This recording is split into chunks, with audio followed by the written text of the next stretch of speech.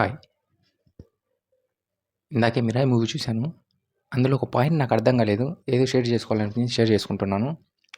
'Mirai' movie అయితే చాలా బాగుంది. చూశాను నేను కూడా. మూవీ అయితే చాలా బాగుంది. కానీ అందులో ఒక పాయింట్ నాకు అర్థం కాలేదు. అశోకుడు ఉన్నాడు కదా, అశోకుడు కొంచెం అశోకుడి స్టోరీ చెప్పుకోవాలంటే ఫస్ట్ అశోకుని వంశంలో చంద్రగుప్త మౌర్యుడు, తర్వాత బింబిసారుడు, తర్వాత అశోకుడు వస్తాడు. బింబిసారుడు కాదు, బిందుసారుడు.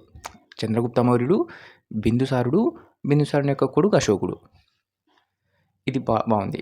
ఏం వేశాడంటే అశోకుడు తన శక్తిని అంతా ఒక 9 పుస్తకాల్లో ఇది చేసేసి, అంటే తన శక్తిని అంతా ఒక 9 పుస్తకాల్లో నిక్షిప్తం చేసి, ఆ పుస్తకాలను ఎవరికి దుష్టుల కంట పడకుండా వాటిని ఒక 9 మంది యోధులకు ఇచ్చేశాడు అని చెప్పి ఒక స్టోరీని సృష్టించినారు. చాలా బాగుంది. సినిమా అంతా చాలా బాగుంది. కానీ అందులో ఒక పాయింట్ ఉంది. ఫస్ట్లోనే చూపిస్తారు. ఆ 9 పుస్తకాలు అశోకుడు ఎప్పుడైతే ఆ 9 పుస్తకాలను సృష్టించి 9 మంది యోధులకు ఇస్తాడో, ఆ పుస్తకాలను వశం చేసుకోవడానికి, లేకుంటే ఆక్రమించుకోవడానికి, లేకుంటే తీసుకోవడానికి అలెగ్జాండర్, అంతేకాకుండా హిట్లర్, ఇంక కొంచెం మంది పేర్లు చెప్పారు. కానీ హిట్లర్ ఓకే. హిట్లర్ ఎందుకంటే 19 శతాబ్దానికి సంబంధించినవాడు. అది క్రీస్తు శకం. అశోకుడు క్రీస్తు పూర్వానికి సంబంధించిన వాడు. క్రీస్తు శకంలో ఆ పుస్తకాలని ఆక్రమించుకోవడానికి లేకపోతే స్వాధీనం చేసుకోవడానికి ప్రయత్నించాడు. అది ఓకే. కానీ అలెగ్జాండర్ కూడా వాటిని ఆక్రమించుకోవడం లేదా స్వాధీనం చేసుకోవడానికి ఆ పుస్తకాలను ప్రయత్నించాడని చెప్పింది. ఆ పాయింట్ నాకు అర్థం కాలేదు. ఎందుకంటే చంద్రగుప్త మౌర్యుడు అని చెప్పాను కదా, ఎవరు? అశోకుడి వాళ్ళ తాత. అశోకుడి వాళ్ళ తాత కాలంలో, అంటే చంద్రగుప్త మౌర్య, బిందుసారుడు, తర్వాత అశోకుడు. అశోకుడి వాళ్ళ తాత కాలంలో జీవించిన వాడు అలెగ్జాండర్. అర్థమైందా?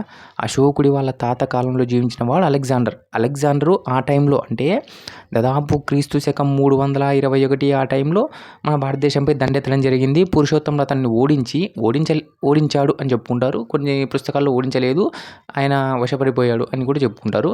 కానీ పురుషోత్తంలో అయితే ఓడించి ఆయన వెనక్కి పంపించడం జరుగుతుంది అనమాట. ఎప్పుడు? చంద్రగుప్తుని మౌర్య కాలంలో, అంటే అశోకుడి వల్ల తాత కాలంలో.